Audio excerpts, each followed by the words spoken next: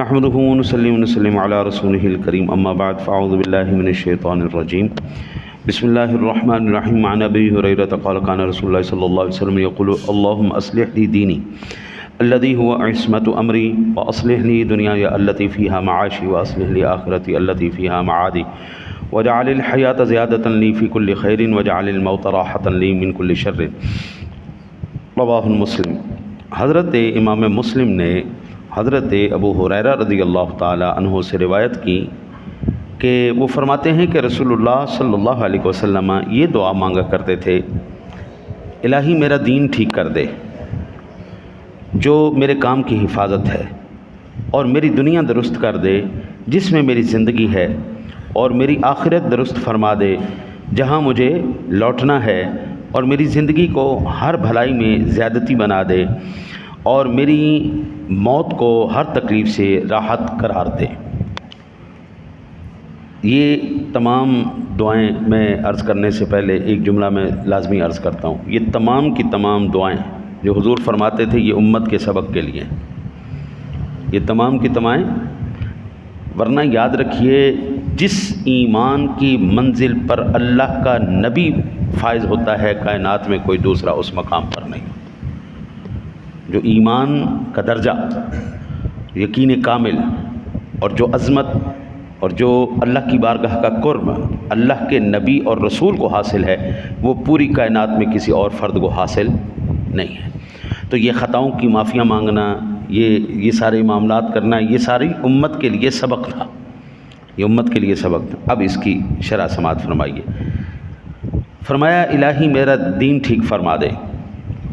حضرت دینداری وہ صفت ہے، اگر یہ ٹھیک ہو گئی پھر کائنات کے سارے معاملات ٹھیک ہو جائیں گے۔ مثلا نفس کی شرارت سے بچنے کا سبق آپ کو کس نے دیا؟ نفس کی چلاکیاں، نفس کی خباثتیں، یہ ساری کس نے بتائیں؟ دین نے بتائیں، اللہ اور اس کے رسول نے ہی بتائیں نا، دین نے بتائیں، ہے نہیں؟ پوری دنیا کے اندر آج بھی کوئی بھی ایسا ادارہ نہیں ہے جو نفس سے لڑنے کا سبق سکھاتا ہو۔ صرف ایک واحد ہے دین اسلام جو آپ کو نفس کی شرارتوں سے بچنے کا طریقہ بتائے گا۔ بلکہ معوذتین یہ کتنی اہم ترین صورتیں ہیں، یہ کبھی میں عرض کروں گا۔ اس کے اندر جو ہے قل اعوذ برب الناس ملک الناس الہ الناس من شر الوسواس الخناس، ہاں جی، یہ وہ تمام کے تمام خباثتیں، شر۔ پھر آپ ظاہری بات ہے انسان کو رزق حلال کمانا ہے، سود نہیں کمانا، فراڈ نہیں کرنا، دھوکہ نہیں دینا، کسی کا حق نہیں کھانا، یہ کس نے سبق دیا؟ اسلام نے سبق دی، دین نے سبق دی۔ دینداری ہوگی تو آپ کو پتہ چلے گا حلال کیا ہے اور حرام کیا ہے۔ اب سود کی کمائی کو بندہ حلال سمجھ کے کھاتا رہے، ہاں جی، یہ اس کو کون بتائے گا کہ یہ ٹھیک نہیں ہے؟ یہ اسلام بتائے گا۔ زنا کی کمائی کھاتا رہے، شراب کی کمائی کھاتا رہے، جوئے کی کمائی کھاتا رہے، ہے تو وہ مال ہی، لیکن یہ مال ٹھیک نہیں ہے، یہ آپ کو کون بتائے گا؟ دین بتائے گا۔ پھر عزت کس چیز میں ہے؟ آبرو کس میں؟ آپ عزت اور آبرو کس میں ہے؟ یہ چیزیں کمانے میں ہے، لوگوں کو تکلیف دینے میں ہے، یا ان کے لیے آسانی؟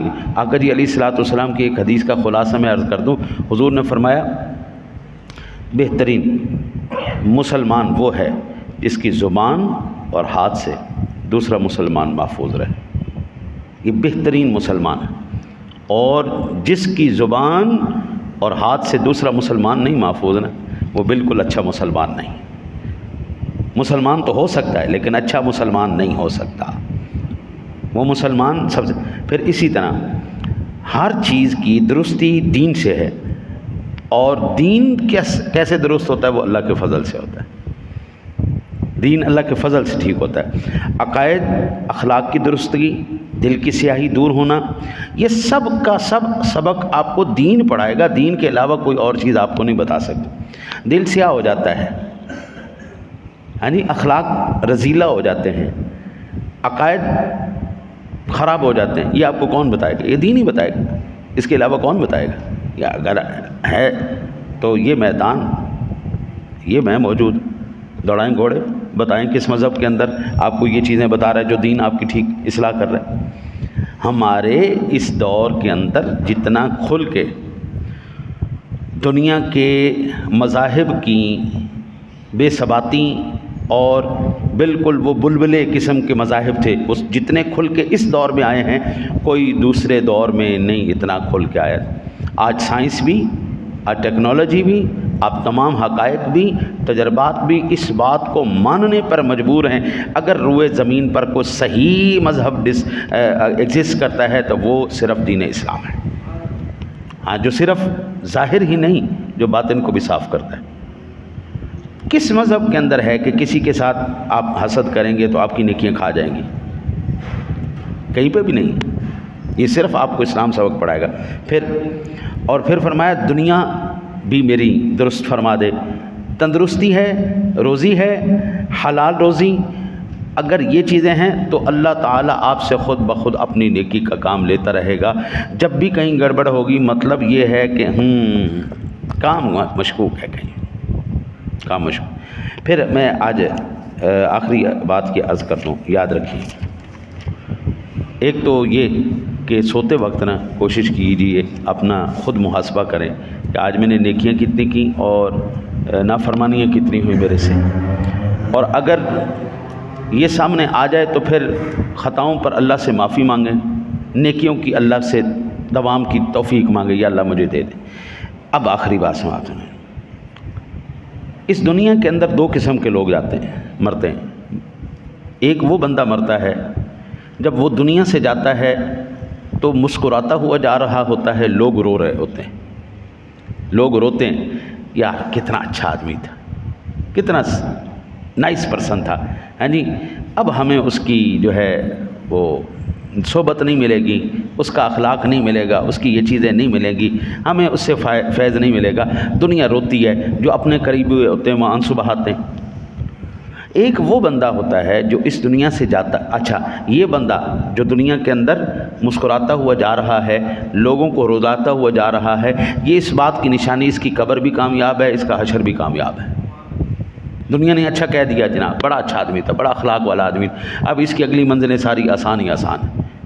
یہ سٹارٹنگ پوائنٹ تھا اس کی خوشیوں کا، یہ سٹارٹنگ پوائنٹ تھا اس کی راحتوں کا، یہ اللہ اس کی راحتوں کے لیے جو دروازے کھولے ہیں اس کو اسی وقت مرتے وقت پتہ چل گیا ہے۔ قرآن کہتا ہے یا ایتھا النفس المطمئنہ ارجعی الی ربک راضیۃ مرضیہ فادخلی فی عبادی وادخلی جنتی۔ وہ اس کے لیے اب اگلے سارے درجے جو ہے نا وہ کمال کمال کمال کمال کے ہو گئے۔ اچھا ایک وہ بندہ ہوتا ہے جس سے کہتے ہیں یا اللہ تیرا شکر ہے یہ منحوس مر گیا۔ وہ بندے کے چہرے کے اوپر آپ دیکھیں گے نا تو ایک قسم کا خوف ہوگا مرتے وقت، ایک ڈر ہوگا، اس کا رنگ اڑا ہوا ہوگا، وہ خوف، وہ ڈر، اور وہ عوام کا کہنا یا اللہ تیرا شکر ہے مصیبت میرے گلے میں رہی، یا اللہ اس کی مصیبت سے، اس کے فتنے سے، اس کی پریشانیوں سے ہم آزاد ہو گئے۔ اور یہ جو ہے نا جی حضرت کسی بھی زندگی کے حصے میں یہ بیماری لاحق ہو سکتی ہے لوگوں کو یہاں تک کرنے کی۔ یہ کسی بھی زندگی کے، ضروری نہیں ہوتا کہ ساری زندگی بندے کی ایسے ہی گزرے۔ بعض مرتبہ ایسا ہوتا ہے بندہ ساری جوانی لوگوں کو تنگ کرتے ہوئے مرتا ہے، لیکن جیسے ہی بڑھاپے کے اندر آتا ہے لوگوں کے لیے راحت کا سبب بن جاتا ہے، اور پھر موت بھی اس کی سکون کی آتی ہے۔ لیکن بعض بندے ایسے ہوتے ہیں ساری زندگی انہوں نے بڑا اچھا کیا ہوتا ہے، اینڈ میں آ کے اللہ تعالیٰ ان کی آخرت کو برباد کر دیتا ہے اور دنیا اس سے تنگ آ جاتی ہے۔ بزرگی کے احترام میں بندہ ان کو کچھ نہیں کہتا، خاموش رہتا ہے، اللہ پہ چھوڑ دیتا ہے، پھر اللہ سونا کہتا ہے اب دیکھ تیرا تماشا میں کرتا ہوں، تو مرے گا، دنیا تیرے جانے پر شکریہ ادا کرے گی، خوش ہو جائے گی، وہ روتا ہوا جائے گا۔ اب یہ پہلی منزل ہے اس کی آزمائشوں کی ابتدا کی۔ ابھی پھر قبر کی آزمائشیں الگ ہیں، حشر کی آزمائشیں الگ ہیں۔ حضرت یہ تو نہیں ہو سکتا آپ کسی کے دل آپ کو دکھا کے جائیں، تکلیف دے کے جائیں، اور دنیا کے اندر جو سب سے بدبخت ترین انسان آپ نے دیکھنا ہو، کہ میں دیکھنا چاہتا ہوں اس دنیا کے اندر سب سے غلیظ ترین اور قبیح ترین کنفرم جہنمی بندہ میں نے دیکھنا ہو تو یہ دیکھ لینا اللہ تعالیٰ مرنے سے پہلے اس کو اللہ والوں کی بدخوئی میں لگا دے گا۔ بس اس کی بھی برائی کر، اس کی بھی برائی کر، اس کی بھی برائی کر، اس کے بھی خلاف بول، اس کے بھی خلاف بول، یہاں پہ سازش کر، یہاں پہ فتنہ کر، اور سب سے زیادہ سافٹ ٹارگٹ اللہ والے ہیں۔ بس یہ کنفرم بات ہے کہ اللہ تعالیٰ اب اس کی آخرت تباہ کرنا چاہتا ہے۔ یہ یوں الارمنگ سچویشن لکھا ہوتا ہے نا بورڈ، خبردار آگے اتنے وولٹ کا کرنٹ ہے، خبردار آگے یہ نہیں کرنا۔ تو اللہ نے جب اپنے بندوں کا ذکر کیا تو فرمایا الا، خبردار، ان اولیاء اللہ لا خوف علیہم ولا هم یحزنون، اس کے نیک بندوں کو کوئی خوف غم نہیں ہے، ٹینشن تمہارے لیے ہے، تم نہ خراب ہو جانا۔ دعا کرو اللہ تعالیٰ آپ کو مجھے عمل کی توفیق عطا فرمائے۔ اللہم صلی علی سیدنا و